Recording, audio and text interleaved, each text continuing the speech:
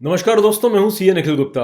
आजकल जीएसटी में बहुत काम हो रहा है। नोटिस आ रहे हैं, प्रोसीडिंग्स हो रही हैं, ऑर्डर्स आ रहे हैं, उसके बेस पे डिमांड क्रिएट हो रही है और रिकवरी भी हो रही है।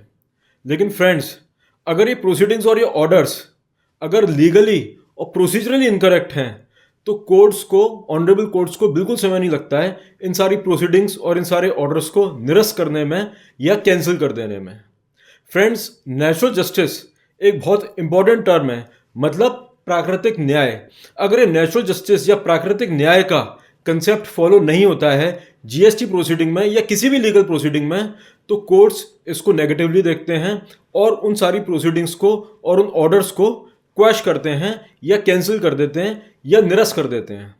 दोस्तों, अगर आपके पास में जीएसटी नंबर है, जीएसटी रजिस्ट्रेशन है, या आपके पास में कोई नोटिस आया है या ऑर्डर आया है या कोई प्रोसीडिंग हो रही है, तो ये वीडियो आपके लिए बहुत इंपॉर्टेंट है और इसको एंड तक ज़रूर देखिएगा, क्योंकि इस वीडियो को देखने से मैं आपको कुछ ऐसे पॉइंट्स बताऊंगा जिससे कि आपके केस को नई धार मिलेगी और आपकी लीगल बैटल को नया आधार मिलेगा। So friends, let's start. Friends, जो सबसे पहला पॉइंट है वो है opportunity of being heard by way of personal hearing. कहने का मतलब है कि अगर कोई भी जीएसटी ऑफिसर आपके खिलाफ कोई भी ऑर्डर पास कर रहे हैं तो उन्हें आपको पर्सनल हियरिंग की अपॉर्चुनिटी देनी ही पड़ेगी, चाहे आपने मांगी हो या नहीं मांगी हो। अगर ऑफिसर आपके फेवर में ऑर्डर कर रहे हैं, सो फार सो गुड, कोई दिक्कत नहीं है। But if he contemplates to pass an adverse order against you, then he has to give you a personal opportunity. आप वहां पर ऑफिसर के सामने उपस्थित होइए, अपना पक्ष रखिए। और ये जो अपॉर्चुनिटी है, ये आफ्टर अपलोडिंग योर रिप्लाई, जो आप जीएसटी में जब नोटिस आता है उसके बाद में आप अपना जो रिप्लाई है वो अपलोड करते हैं, तो अपने रिप्लाई को अपलोड करने के बाद में और ऑर्डर पास होने के पहले आपको पर्सनल हियरिंग की अपॉर्चुनिटी ऑफिसर को देनी ही पड़ेगी। अगर वो ऐसा नहीं करते हैं, it means he is working against the principle of natural justice.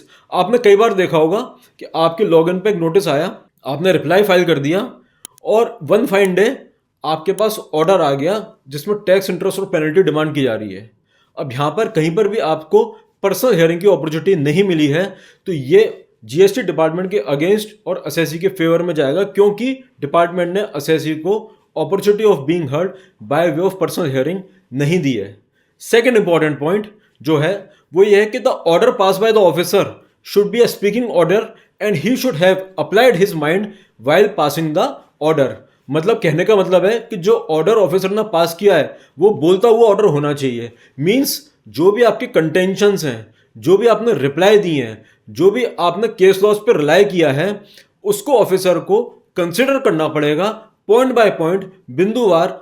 और जब अगर वो आपके अगेंस्ट कोई ऑर्डर पास कर रहे हैं तो उन्हें बताना पड़ेगा कि जो आपका रिप्लाई है वो क्यों एक्सेप्ट नहीं कर रहे हैं और जो केस लॉ जिस पे कि आपने रिलाई किया है वो क्यों डिफरेंट है।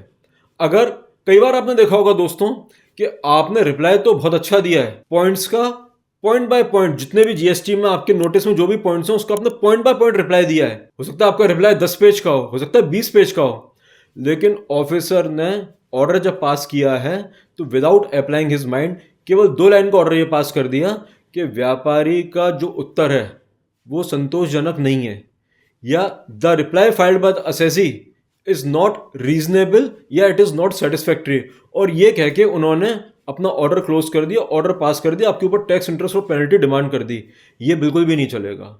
ऑफिसर को चाहिए कि स्पीकिंग ऑर्डर पास करें, अप्लाइंग देयर माइंड, वो ऑर्डर पास होना चाहिए। Third important point, order can not travel beyond the notice, meaning whereby जो पॉइंट्स नोटिस में मेंशन्ड हैं वही ऑर्डर का पार्ट बनेंगे। कई बार ऐसा होता है, हो सकता है आपके साथ भी हुआ हो, कि नोटिस तो केवल एक पॉइंट पे आया है कि आपका जो आईटीसी है उसमें 2A और 3B में डिफरेंस है, इसको आप पे कर दीजिए।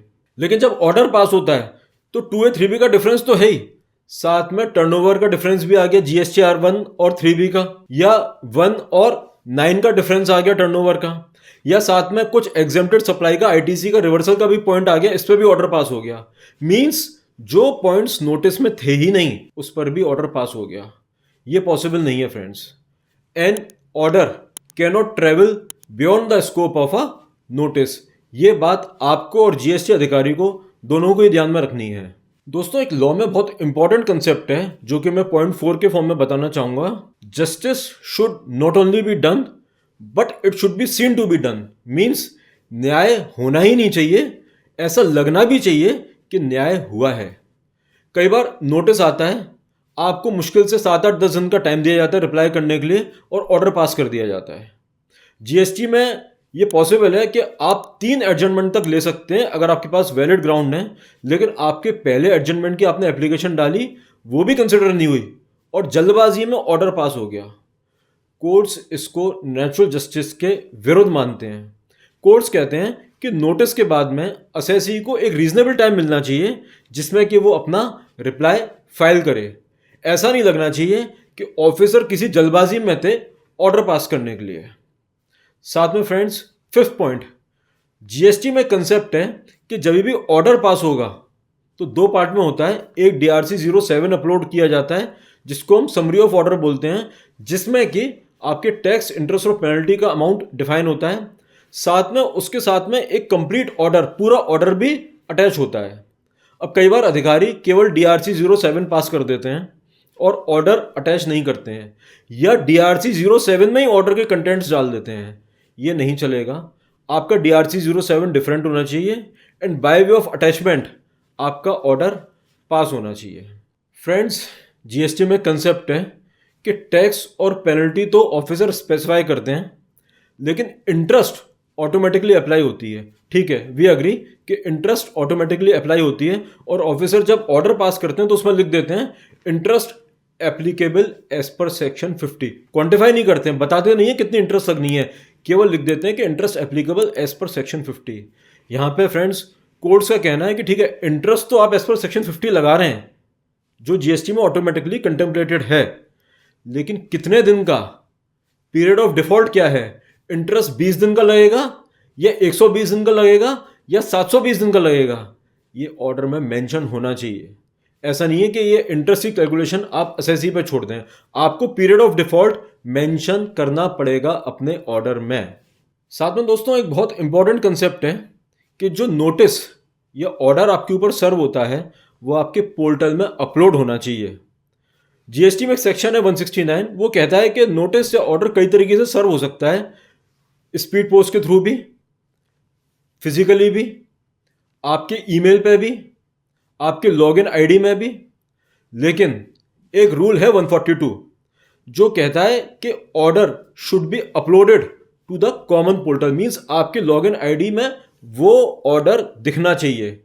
और कोर्ट्स ने ये माना है, कई कोर्ट्स ने माना है कि अगर ऑर्डर मेल पे तामील हो गया है लेकिन कॉमन पोर्टल पे नहीं आया है तो वो ऑर्डर, उसका जो सर्विस है वो इनवैलिड है। साथ में दोस्तों, अपने लास्ट वीडियो में मैंने आपको बताया था कि एन अनसाइंड नोटिस या unsigned order has no value, it is not even considered as a notice और एन ऑर्डर। तो ये भी ज़रूर चेक करना है आपको कि जो ऑर्डर सर्व हुआ है आप पे वो साइंड हो, अधिकारी ने उस पर मैनुअल या डिजिटल सिग्नेचर ज़रूर किए हों। सो फ्रेंड्स, अगर आप ये पॉइंट्स ध्यान में रखेंगे तो आपकी लीगल लड़ाई जो है, लीगल बैटल है, उसमें आपको काफ़ी हेल्प मिलेगी। और ये सारे पॉइंट्स ऑनरेबल हाई कोर्ट्स ज़रूर कंसिडर करते हैं जब वो किसी केस को एग्जामिन करते हैं। सो फ्रेंड्स, आई होप कि ये वीडियो आपके लिए बहुत हेल्पफुल रहेगा। और अगर आपको जीएसटी में कोई भी प्रॉब्लम है, कोई भी समस्या है, कोई भी क्वेरी है, तो आप वो हमसे ज़रूर पूछ सकते हैं, डिस्कस कर सकते हैं। Thank you.